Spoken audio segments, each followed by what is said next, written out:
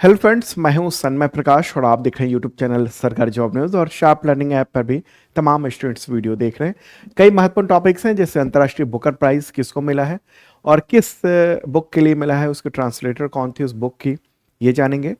और इसके अलावा कई है जैसे कि भारत नॉर्डिक शिखर सम्मेलन जो तीसरा हुआ है उसमें क्या फैसले हुए हैं महत्वपूर्ण जो बदलाव आने वाले हैं, उसके बारे में चर्चा करेंगे। अच्छा, साझेदारी जो है नॉर्डिक के साथ वो क्या, उसका नया नाम दिया गया है। भारत स्वीडन के साथ संयुक्त कार्य योजना 5 साल की बनी है, उसके बारे में चर्चा करेंगे। झाड़िया कोयला क्षेत्र है जहां पर दशकों से आग लगी हुई है, उसको लेकर एक नई रिपोर्ट आई है और काफ़ी चर्चा है दुनिया भर में उसकी। बीसी खंडूरी का निधन हो गया है। भारतीय मूल के तुषार कपूर जो है वो सबसे युवा मेयर बने हैं पश्चिमी देश के एक के। और भी कई सारे महत्वपूर्ण क्वेश्चन हैं। ठीक है, तो शुरू करते हैं दोस्तों। और पहला महत्वपूर्ण प्रश्न, अंतर्राष्ट्रीय बुकर पुरस्कार 2026 के विजेता का नाम बताएं। नाम क्या है? यांग शुआंग जी। ठीक है, क्या नाम है? यांग शुआंग जी। ओके, तो 42 ईयर की हैं, ताइवानी लेखिका हैं और 19 मई को लंदन में इंटरनेशनल बुकर प्राइज की घोषणा हुई है और उसी में यांग शुआंग जी ये जो हैं इन्हीं को ये अवार्ड दिया गया है। इन्हीं की बुक है, उसको ये अवार्ड मिला है। और ख़ास बात है कि मंदारिनी यानी चीनी भाषा में मूल रूप से ये बुक लिखी गई थी। ठीक है, इसके बारे में कुछ और चर्चा करते हैं लेकिन एक प्रश्न के जरिए। लेखिका यांग शुआंग जी को किस उपन्यास के लिए अंतर्राष्ट्रीय बुकर पुरस्कार मिला 2026 का? आंसर क्या होगा? Taiwan travelogue. क्या नाम है? Taiwan travelogue. तो ये दोनों हैं, ये तो हैं लेखिका यांग शुआंग जी और ये हैं लिन किंग, ये उसके ट्रांसलेटर हैं।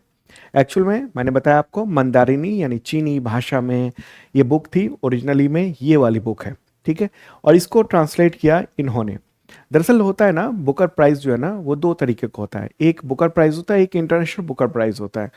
तो बुकर प्राइज केवल अंग्रेजी के लिए मिलता है और इंटरनेशनल बुकर प्राइज उस बुक को मिलता है, उस बुक के लेखिका को मिलता है जिसने किसी दूसरी भाषा में लिखा है लेकिन उसका ट्रांसलेशन इंग्लिश में किया गया हो।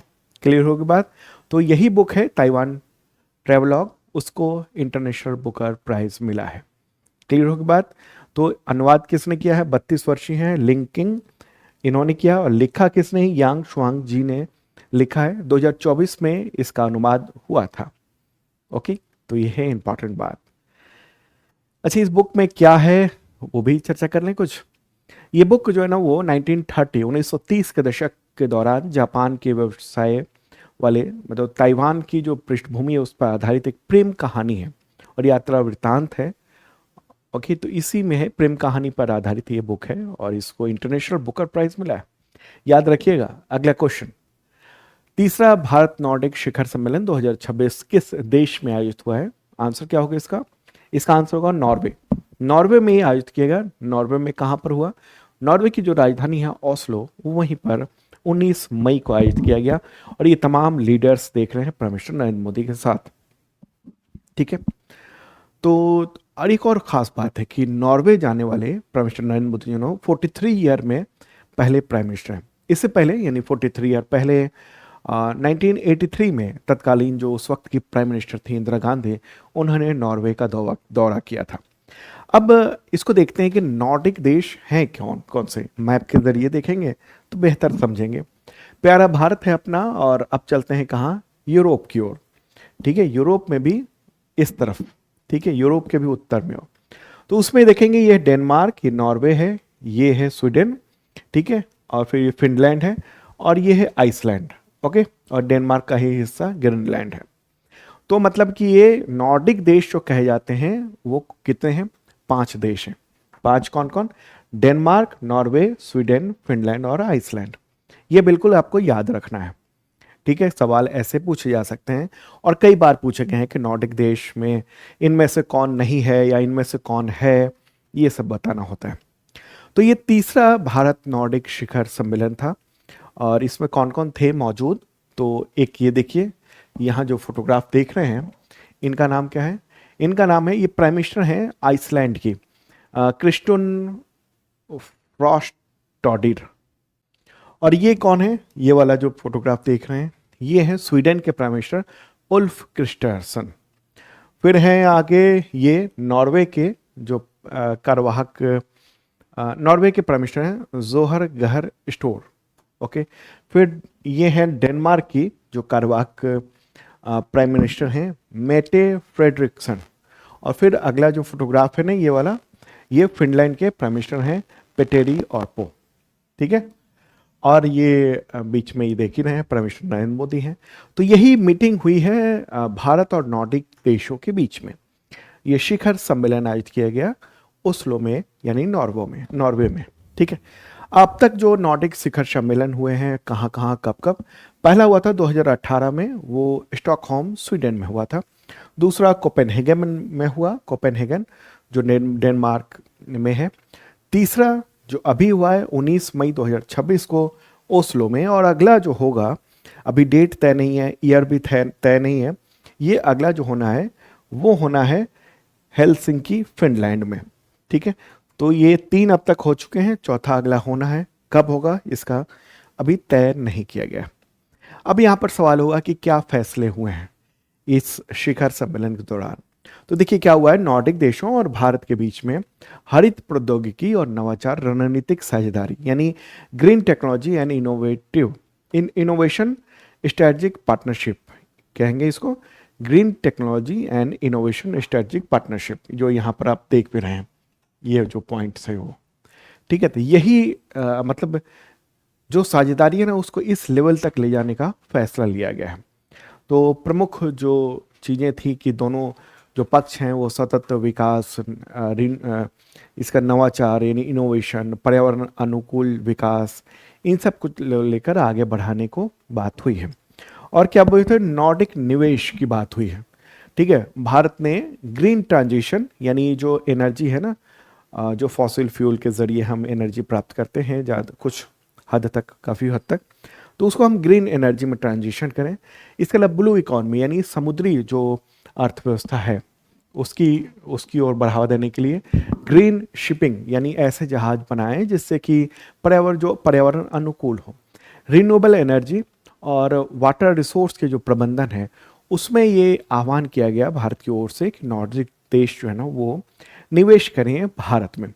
दरअसल आपको बताऊं कि नॉर्डिक जो देश है ना, एक तो वो ठंडे देश हैं और वहाँ पर उनके पास फंड बहुत है और वो दुनिया भर के देशों में जो ग्रीन एनर्जी है वहाँ पर प्रेफर करते हैं कि वहाँ पर रकम लगाएं। ग्रीन एनर्जी इसलिए प्रेफर करते हैं, वो चाहते हैं कि ग्लोबल वार्मिंग ना हो, ताकि उनका जो देश है ठंडा, वो ठंडा बरकरार रहे।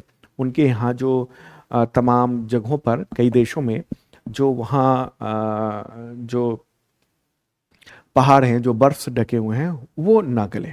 ठीक है। तो ये महत्वपूर्ण बात। दूसरी बात क्या है, वैश्विक पहल की बात हुई है।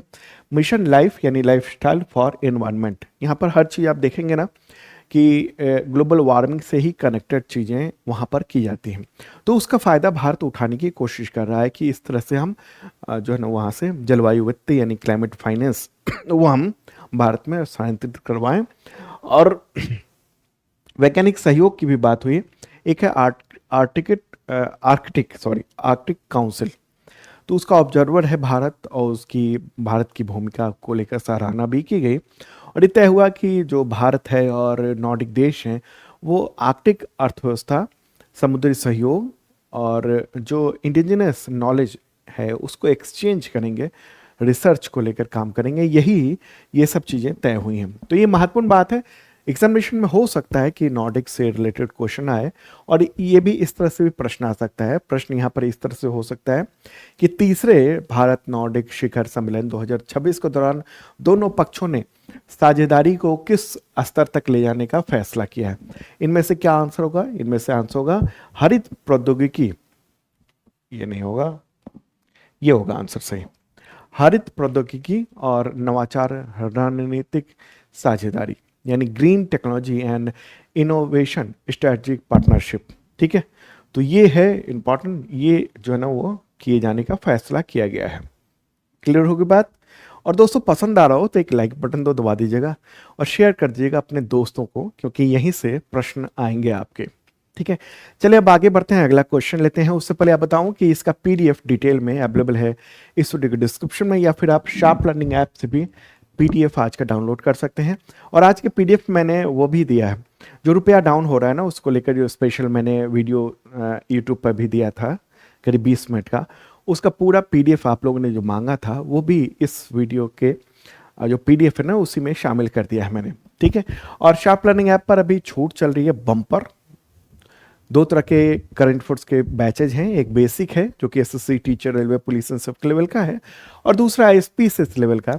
और इसमें आपको पिछले 2 सालों के कंटेंट मिलेंगे, 25, 26 और अगले 1 साल तक यानी 27 तक का अपडेट आपको मिलेगा। मतलब 365 दिनों तक की वैलिडिटी होती है, जो जब तक की रहेगी तब तक का अपडेट आपको मिलेगा। तो पीडीएफ, वीडियो, मॉक टेस्ट ये सब होगा। देखिए डेली का जो पीडीएफ होता है वो फ्री में होता है, लेकिन it's weekly, monthly, quarterly, yearly, ये सब जो पीडीएफ है, मॉक टेस्ट है, ये आपको मिलेंगे। पीडीएफ कई तरीके के होते हैं, वन लाइनर भी होता है, एमसीक्यू भी होता है, और एमसीक्यू विद डिटेल नोट्स होता है अलग अलग। जैसे बेसिक में लिमिटेड नोट्स होते हैं, और आईएसपीसीएस वाले में बैच में बहुत डिटेल में नोट्स होता है, मेंस की तैयारी के लेवल का भी।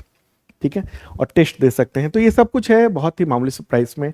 शार्प लर्निंग ऐप है, ज्वाइन कर सकते हैं आप। चलिए अब आगे बढ़ते हैं, और अगला प्रश्न है, विश्व माप विज्ञान दिवस कब मनाया जाता है? तो वह 20 मई को मनाया जाता है। और इस बार की थीम क्या है? मेट्रोलॉजी, नीति निर्माण में विश्वास का निर्माण। ठीक है, माप विज्ञान में विश्वास, उसके नीति निर्माण में विश्वास का निर्माण। ठीक है, मेट्रोलॉजी क्या है? यानी मापिकी, माप विज्ञान, ये फिजिक्स की वो शाखा है जिसमें जो ना शुद्ध माप के बारे में हमें ज्ञान होता है।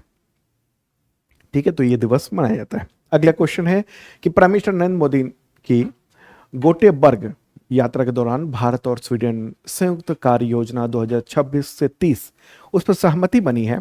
तो इसके तहत 5 वर्षों में द्विपक्षीय व्यापार कितना बढ़ाने का लक्ष्य रखा गया है? आंसर क्या होगा इसका? दोगुना लक्ष्य रखा गया है। अभी कितना है द्विपक्षीय व्यापार? 7.75 अमेरिकी बिलियन डॉलर का है। ठीक है, और इसको दोगुना करके 15.5 बिलियन अमेरिकी डॉलर करने का ये लक्ष्य रखा गया है। और एक कार्य योजना ये तय कर दी गई है 26 से 30 के लिए, मतलब 30 से 31 कहेंगे उसको। तो ये 2 गुना हो गया है। एक फाइनेंशियल ईयर की बात होती है यहाँ पर। तो स्वीडन के गोटेबर्ग एक शहर है, वहीं पर ये ऐतिहासिक समझौता किया गया है। और ये न्यूज़ भी आप देख रहे हैं, मिनिस्ट्री ऑफ एक्सटर्नल अफेयर्स यानी विदेश मंत्रालय की जो वेबसाइट है उसी पर ये काफ़ी डिटेल में जॉइंट एक्शन प्लान 2026 टू 2030 इसके बारे में बहुत डिटेल में बताया गया है। तो हुआ क्या है, देखिए मीटिंग हुई भारतीय प्रधानमंत्री नरेंद्र मोदी और स्वीडन के प्राइम मिनिस्टर उल्फ क्रिस्टर्सन उनके बीच में 17 मई को। और यही हुआ है कि रणनीतिक जो साझेदारी है ना, मतलब जो अपने संबंध है उसको रणनीतिक साझेदारी के तौर पर हम बढ़ावा ले जाए। रणनीतिक साझेदारी में डिफेंस वगैरह सब कुछ शामिल हो जाता है। तो सामान्य संबंध है, अब उसको रणनीतिक साझेदारी तक आगे बढ़ाएंगे, ये हुआ है। ओके, तो ये है महत्वपूर्ण बात। संयुक्त कार्य योजना, अगले 5 वर्ष में द्विपक्षीय व्यापार दोगुना करना, नेक्स्ट जनरेशन तकनीकों में जो है वो रणनीतिक सहयोग को बढ़ावा देना। अब इसमें क्या है या मुख्य लक्ष्य क्या है? यही है 5 साल में हम बढ़ावा दें। ओके, ये सब चीज़ें हैं। और इसके जो कुछ पॉइंट्स हैं वो देख लेते हैं, जैसे इसमें क्या क्या बातें कही गई हैं। तो एक तो सिक्योरिटी एंड डिफेंस की बात है, यानी इसमें रणनीतिक संवाद भी होगा। भारत का जो राष्ट्रीय सुरक्षा परिषद सचिवालय है यानी NSCS, ओके, तो उसमें जो है ना उसके बीच, और इसके अलावा स्वीडन का जो NSA कार्यालय है उसके बीच में सीधे कांटेक्ट होगा। ठीक है, इसके अलावा रक्षा निवेश भी किया जाएगा। भारत के डिफेंस कॉरिडोर में स्वीडन के द्वारा निवेश हो सकता है। साइबर सुरक्षा को लेकर जो है ना आपस में बातचीत लगातार चलती रहेगी। ये सब चीज़ें हैं। दूसरा क्या है? आर्थिक और व्यापार में इसमें यह है मेक इन इंडिया और मेक विद स्वीडन, इसको लेकर सह उत्पाद बढ़ाने की बात है। मतलब वहाँ का फंड हो यहाँ पर उत्पादन हो।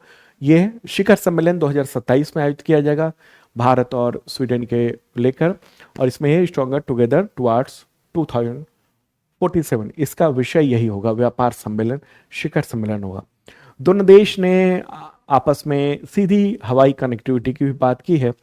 इसके अलावा और भी बात हुई है, जैसे जो इमर्जिंग टेक्नोलॉजी है, जो उभरती हुई प्रौद्योगिकी है, इसको लेकर इसमें यह है कि ISJSTC एक सेंटर बनाया जाएगा और वो 6G क्वांटम कंप्यूटिंग और अंतरिक्ष में जो है ना काम को लेकर साझा मतलब एक तरह से काम करेंगे। जो वर्चुअल भारत स्वीडन संयुक्त विज्ञान और प्रौद्योगिकी केंद्र इसको कहा जाएगा, ये स्पेशली बनाया जा रहा है। ठीक है, इसके अलावा इंडिया AI मिशन और वहाँ बिजनेस स्वीडन उसके बीच में AI को लेकर एक कॉरिडोर बनाने की बात हुई है। कॉरिडोर मतलब virtual Sweden Bharat AI corridor, इस तरह की बात की गई है। इसके अलावा और क्या है, इसके अलावा पर्यावरण और संस्कृति, आपको मैंने पहले बताया था कि जो नॉर्डिक देश है ना वो क्लाइमेट चेंज को लेकर बहुत ही सशंकित रहते हैं, मतलब बहुत ही मतलब उस पर ध्यान रखते हैं, तो पर्यावरण को लेकर बहुत काम करते हैं। तो ग्रीन स्टील की बात हुई है कि leadership group for industry transition, इसके तहत स्टील और सीमेंट उद्योग हैं उसको प्रदूषण मुक्त बनाने को लेकर सहयोग हुआ है कि भारत में जो ये इंडस्ट्री है इसको प्रदूषण मुक्त कैसे बनाया जाए और जो नई इंडस्ट्री लगेगी उसको प्रदूषण मुक्त बनाया जाए, इसके बारे में। एक और ख़ास बात है कि क्रिटिकल मिशन मिनरल्स को लेकर बात हुई है। जैसे 30 जो क्रिटिकल मिशन मिनरल्स होते हैं ना, क्षमा करें कुछ शब्दों में उच्चारण में गड़बड़ी हो रही है, तो critical mission minerals, critical minerals, ठीक है, तो उसकी भारत में क्या है ना, क्रिटिकल मिनरल्स बहुत हैं लेकिन अभी हम खोज नहीं कर पा रहे हैं। ओके, और इसके अलावा खोज अगर कर भी ले रहे हैं, जैसे जम्मू कश्मीर में बड़े पैमाने पर मिला, लेकिन उसको उसको जो है ना उस मतलब एक्सट्रैक्ट करने की जो तकनीक है ना वो हमारे पास नहीं है। तो हम इस देश से, स्वीडन से ये सब तकनीक ले सकते हैं। इसके अलावा टैगोर स्वीडन लेक्चर सीरीज ये भी आयोजित किया जाएगा। रविन्द्रनाथ टैगोर की स्वीडन यात्रा जो हुई थी तो 100 वर्ष पूरे हुए हैं 2026 में, तो उसको लेकर सांस्कृतिक आदान प्रदान ये शुरुआत की जाएगी। क्लियर होगी बात? मुझे लगता है ये बात पूरी समझ में आ गई होगी। अब एक बार मैप में स्वीडन को भी देख लेते हैं। नॉर्डिक देशों में तो देखा ही था, एक स्पेशली स्वीडन को देख लीजिए आप।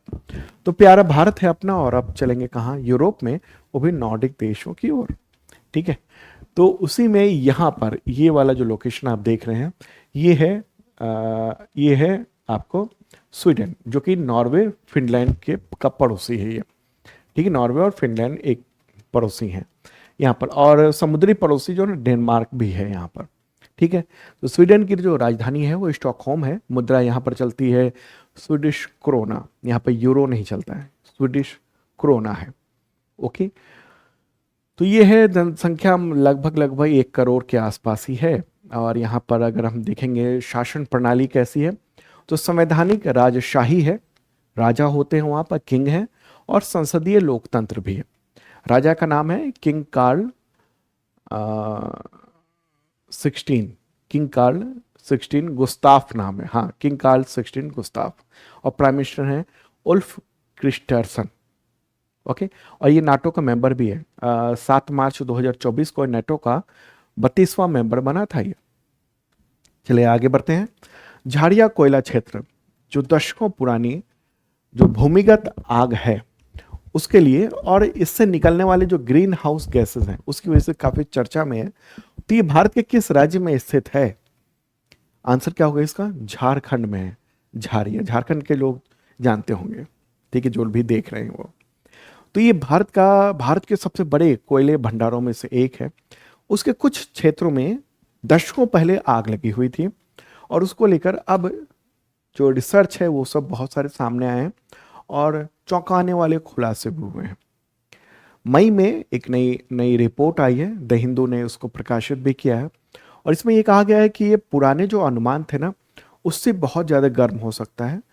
अंदर में ये देखिए इस तरह से दहक रहा है अंदर में, धरती के अंदर, और ये 4000 डिग्री सेल्सियस से भी अधिक यहाँ पर टेम्परेचर है। और इसकी वजह से जो ग्रीन हाउस गैस है बहुत ज़्यादा मात्रा में निकल रही है, और इसके आंकड़े बहुत ज़्यादा हैं। और रिसर्च किसने किया है? यूनाइटेड किंगडम और भारत के जो वैज्ञानिक हैं उन सब ने ये रिसर्च किया है। उसमें CSIR, केंद्रीय खनन और ईंधन अनुसंधान संस्थान जो है ना, CIMFR, वो भी शामिल है। तो रिसर्च हुआ है, कंप्यूटर मॉडल और सिमुलेशन के जरिए अनुमान लगाया है कि बड़े बड़े गड्ढे के अंदर तापमान 4000 डिग्री सेल्सियस या उससे भी ज़्यादा पहुंच सकता है। और ये तापमान कोयले की आग के लिए लगाए जाने वाले जो सामान्य अनुमान है ना, उससे भी बहुत ज़्यादा है। और इसको प्रकाशित कहाँ पर किया गया है? एक कम्युनिकेशन एंड अर्थ एनवायरनमेंट है, नेचर का ही, नेचर जो पत्रिका है ना, उसी का हिस्सा है ये। तो उसी में ये प्रकाशित किया गया है। जमीन के 100 मीटर नीचे तक चिमनियों जैसी स्थिति है, जो भूमिगत आग लगातार जो है ना वो लगी हुई है और फैल भी रही है। ठीक है, तो इसमें क्या है, इसमें एक और बात यहाँ पर होती है, कुछ पॉइंट्स जो मैंने यहाँ पर लिख दिए हैं कि एक और बात है, इस पर बात आएंगे हम, लेकिन महत्वपूर्ण बात बताऊं आपको। क्या हो रहा है कि जब 4000 डिग्री सेल्सियस है, तो उसके ऊपर की जो चट्टानें हैं ना, वो भी धंस रही है और फिर वो गल जा रही हैं, चट्टान भी गल जा रही हैं। ओके, बिल्कुल लिक्विड हो जा रहा है। और कई जगह चट्टानें जो है ना वो जम भी जा रही हैं। और जब चट्टान जो है ना वो जब पिघल कर और जब वो जमी, तो एक खास तरह का वो कांच जैसा चमकीला पत्थर जैसा हो गया है। और और उसका नज़र आता है राइस डिश जैसा। तो इसलिए उन वैज्ञानिकों ने उसको बिरयानी आइट नाम भी दिया हुआ है उसको। ठीक है, तो ये है इम्पॉर्टेंट बात। पर्यावरणीय और जलवायु प्रभाव जो है ना बहुत ज़्यादा है, और कार्बन फुटप्रिंट जो है ना यहाँ पर वो देखने को मिलता है।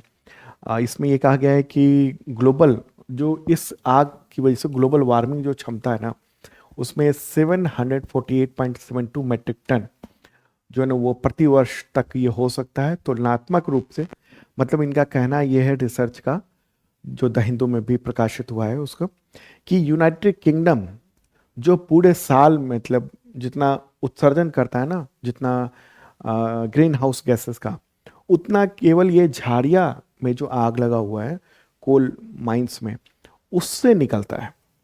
और इससे काफ़ी पर्यावरण को नुकसान पहुंचता है। ये सब बातें कही गई हैं। ठीक है, तो इसको रोका जाना बड़ा मुश्किल है। मतलब ऐसा नहीं है कि हम रोक दें, क्योंकि अंदर अंदर लगी हुई आग बड़ा ही, मतलब इसको रोक पाना कई बार कठिन होता है। नहीं है तो रोका नहीं जा सकता है, तो इसलिए दशकों से ये आग लगी हुई है। अगला क्वेश्चन है कि आतंकवाद विरोधी दिवस कब मनाया जाता है? तो 21 मई को मनाया जाता है। क्यों? पूर्व प्रधानमंत्री राजीव गांधी, उनकी पुण्यतिथि पर ये मनाया जाता है। 21 मई 1991 को चेन्नई के पास श्री पेरम्बदूर में बम के जरिए उनकी हत्या कर दी गई थी। अगला क्वेश्चन है कि भाजपा नेता BC खंडूरी, उनका निधन हो गया 19 मई 2026 को। तो किस राज्य के पूर्व मुख्यमंत्री थे? उत्तराखंड के पूर्व मुख्यमंत्री, 91 ईयर के थे और उम्र संबंधित बीमारियों से जूझ रहे थे। इंडियन आर्मी में वो मेजर जनरल भी रह चुके थे, तो उनका निधन हो गया। और मतलब उत्तराखंड के वो चौथे मुख्यमंत्री थे वो। अगला क्वेश्चन है कि भारतीय मूल के तुषार कुमार किस देश के सबसे युवा मेयर चुने गए हैं? ब्रिटेन के। 23 साल के हैं तुषार कुमार, और ये न्यूज़ भी देख रहे हैं आप, और ये फोटोग्राफ रहा। तो ब्रिटेन के एल्स्ट्री और बोरहमवुड नाम का एक शहर है, उसी का मेयर इनको बनाया गया है। ठीक है, और ब्रिटेन के इतिहास में सबसे कम उम्र के ये इंडियन ओरिजिन मेयर बने हैं। ओके, चलिए आगे बढ़ते हैं। अगला क्वेश्चन है अंतर्राष्ट्रीय चाय दिवस कब मनाया जाता है? तो यह है 21 मई को, और थीम है चाय को बनाए रखना, समुदायों को सहारा देना। यह है इस बार की थीम, अंतर्राष्ट्रीय चाय दिवस। मुख्य तौर पर यह भारत, श्रीलंका, नेपाल, केन्या जैसे प्रमुख जो चाय उत्पादक देश हैं, और वहाँ पर ये मनाया जाता है, और चाय के बाजार को पर ध्यान केंद्रित करने के लिए। ठीक है, तो और इसको संयुक्त राष्ट्र ने घोषित किया हुआ है इस दिवस को। ठीक है, तो ये है इंपॉर्टेंट बात, ये 21 मई को ये मनाया जाता है हर साल। और अब मैं चर्चा नहीं करूंगा, ये वीडियो मैंने बनाया था, लाइव सेशन था ये, और यूट्यूब चैनल सरकारी जॉब न्यूज़ पर भी है, और जो शार्प लर्निंग ऐप है उस पर भी ये कंटेंट या ये वीडियो है। अगर आपने नहीं देखा है तो देख सकते हैं। इसका जो कंटेंट है ना, टेक्स्ट जो है पीडीएफ मांग रहे थे बच्चे, तो उसको मैंने इसी आज के करंट अफेयर्स के साथ मर्ज कर दिया है, तो वो भी आप देख सकते हैं। ओके, तो मिलते हैं नेक्स्ट वीडियो में स्पेशल के साथ। मोस्ट प्रोबेबली आज आपको जो प्राइम मिनिस्टर नरेंद्र मोदी की जो 5 देशों की यात्रा है उस पर एक स्पेशल वीडियो आपको लाइव मिल सकता है। ठीक है, तो मिलते हैं नेक्स्ट वीडियो में। Okay, bye.